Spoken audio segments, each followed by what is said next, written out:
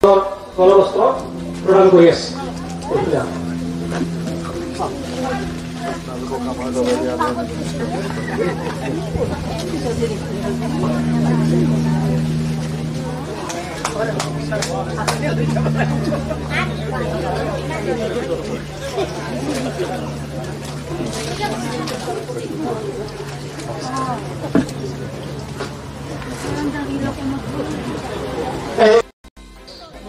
July 2025 তাৰিখে আমি বিটিআৰৰ তামুলপুৰ জিলাৰ অধীনৰ উত্তৰ গান্ধীবাৰী অঞ্চলত অনুষ্ঠিত কৰা ৰাইজৰ দলৰ যোগদান সমাৰোহত শপত খাওঁ, সংকল্প লওঁ, কচম খাওঁ যে আমি সকলো জাতিৰ মানুহে লগ লাগি অসমখনত বছৰৰ সকলো সময়তে খেতি কৰিব পৰা ৰাজ্য কৰি গঢ়ি তুলিম।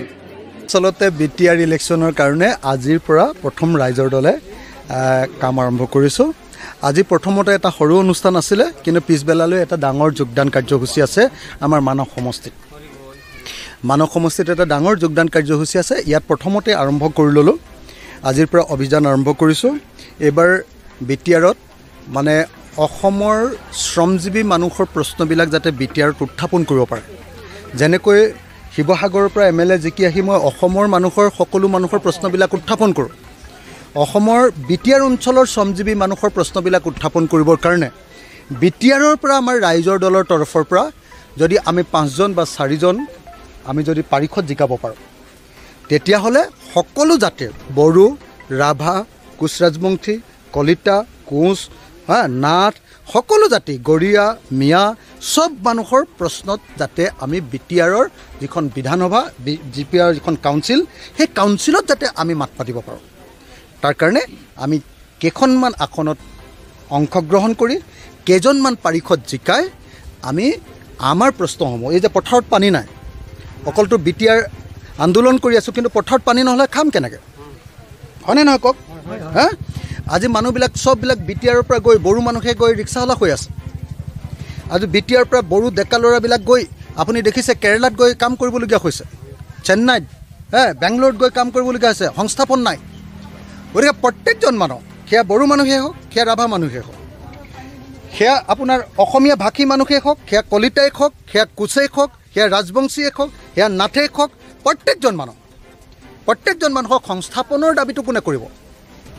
সেইটো না বিটিআৰৰ আপোনাৰ প্ৰমোদ বড়োৰ পাৰ্টীয়ে কৰিব, UPPL, না আপোনাৰ কি কয় আপোনাৰ আমাৰ হাগ্ৰামা মহিলাৰ পাৰ্টি BPF কৰিব।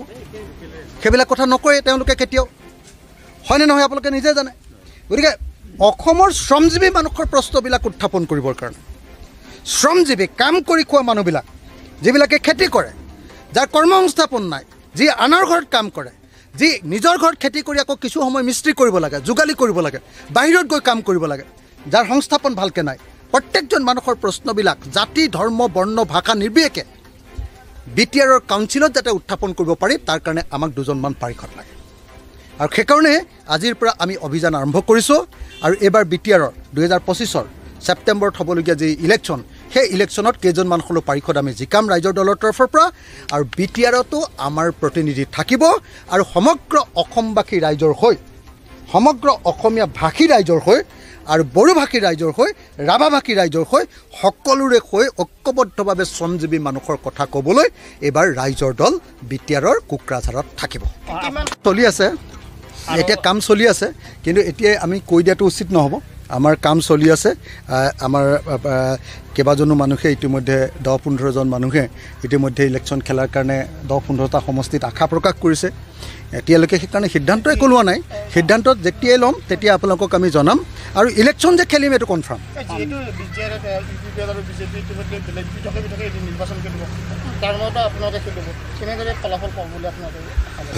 মানে আমিতো বিটিআৰ গঠন কৰিম বুলি নেখেলোঁ।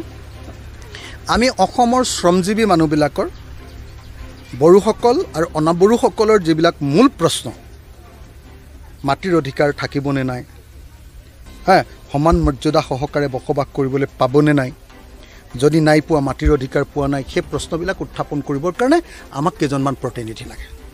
পথাৰত পানী যোগান হ'বনে নাই তাৰ কাৰণে আমাক কেইজনমান প্ৰতিনিধি লাগে। আমাৰ মানুহবিলাকে কাম পাবনে নাই তাৰ কাৰণে আমাৰ প্ৰতিনিধি লাগে।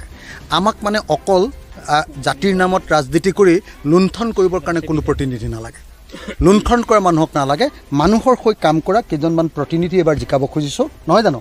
লাগেনে নাই বাৰু? লাগে। সেই কাম কৰিবৰ কাৰণে চেষ্টা কৰিছোঁ আৰু আশা কৰোঁ BTRত এইবাৰ আমি অন্ততঃ 4-5জন হ'লেও আমি যদি প্ৰতিনিধি পঠিয়াব পাৰোঁ তেতিয়াহ'লে আমাৰ নিশ্চিতভাৱে অসমৰ এই নিষ্পেষিত ৰাইজ জনতা যাৰ মাটিৰ প্ৰশ্নত আজি হাহাকাৰ কৰিবলগীয়া হৈছে, মাটিৰ অধিকাৰ পাবনে নাই, এই অঞ্চলটো আপুনি দেখিছে উত্তৰ গান্ধীবাৰী বা গান্ধীবাৰী বা উত্তৰ গান্ধীবাৰী এই অঞ্চলত একদম খিলঞ্জীয়া অসমীয়া মানুহে বসবাস কৰে।